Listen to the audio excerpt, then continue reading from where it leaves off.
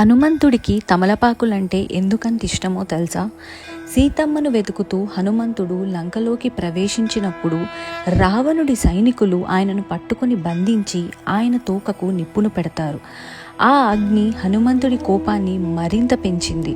ఒక్క దూకుడుతో హనుమంతుడు మొత్తం బంగారు లంకనే అగ్నికి ఆహుతి చేస్తాడు. అయితే ఆ అగ్ని వల్ల హనుమంతుడికి కూడా కొన్ని గాయాలయ్యాయి. లంక నుంచి తిరిగొచ్చినప్పుడు హనుమంతుడి శరీరం మీద ఉన్న గాయాలను చూసి శ్రీరాముడు ఎంతో బాధపడ్డాడు. హనుమంతుణ్ణి తన పక్కన కూర్చోబెట్టుకొని స్వయంగా తాను తీసుకొచ్చిన తమలపాకులను ఆ గాయాలపై పెట్టాడు. అది ఔషధం మాత్రమే కాదు, అది శ్రీరాముని ప్రేమ. ఆ తమలపాకుల వల్ల హనుమంతుడి గాయాలు తగ్గిపోయాయి. అప్పటి నుంచి హనుమంతుడికి తమలపాకులంటే చాలా ఇష్టం.